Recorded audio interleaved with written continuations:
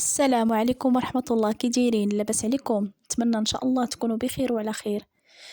هاد المرة هادي غادي نقترح لكم الطنجية المراكشية على حقها وطريقها كتجي رائعة. هنا في المكونات عندي اللحم، عندي 2 كيلو ديال الملج، عندي هنا السمن، عندي الحامض مصير بلدي، هذا صوبته العام اللي فات، هانتوما كيجي كيما كتشوفوا راه كيجي معلك. عندي كاس ديال الزيت الزيتون، وهنايا طريفة ديال اللحم صافي. وعندي القزبور حبوب والكمون، عندي معلقة، وعندي كركوبة ديال الثومة، بطبيعة الحال الزعفران شعرة ضروري. صافي هنايا في هاد الطنجرة هادي غادي نضيف هاديك اللحم اللي عندي كاملة.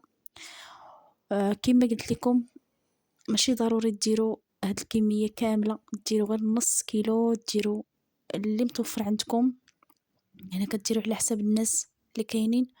صافي هنا غادي نضيف هاد اللحم كاملة اللي عندي في هاد الطنجرة هادي، ومن الأحسن تكون عندكم هكا شوية طنجرة كبيرة. صافي ودرت هاد الراس ديال الثومة، غير قشرتها صافي وخليتها صاينة. المهم راه الفيديو موضح كل شيء. وضفت القزبور والكمون، من الأحسن يكونوا بلديين ويكونوا يلا طحنتوهم يكونوا جداد. ومعلقة ديال السمن، هاد السمن حتى هو راه صوبته كيجي رائع، فيه واحد البنة والمذاق، كيجي زوين بزاف. هنا غادي نضيف نص مصيرة، ما غاديش نضيف هذيك مصيرة كاملة. بالنسبة للملحة راه ما ضفتهاش نهائيا، ما درتش الملحة حيت عندي المصير مالح والسمن مالح. صافي هنا غادي نضيف داك الكاس ديال الزيت الزيتون. هنا كنت قلت ما غاديش نضيفو كامل، ولكن ضفته في الاخر حيت الصراحه اللحم كما كتشوفوا راه ممشحماش. المهم راه ضفت داك الكاس كاملو.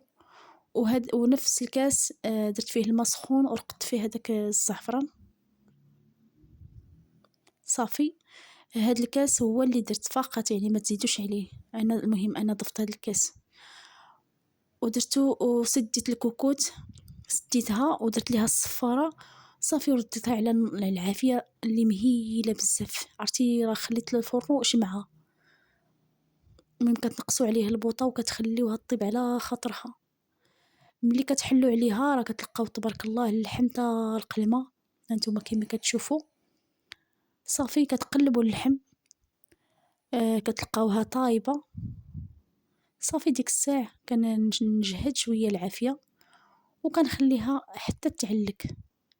المهم نتوما الا تبغيو هكا المرقه خليو فيها شويه ديال المرقه، ولكن من الافضل الطنجيه كتجي هكا معلكه. المهم تخليو فيها واحد شويه ديال المرقه كتجي بنينه معلكه. نتمنى تجربوها وتنال الاعجاب ديالكم. وكان هذا هو الفيديو ديال اليوم، قصير بزاف فيه شي 3 دقائق. نتلاقى بكم في فيديو جديد ان شاء الله.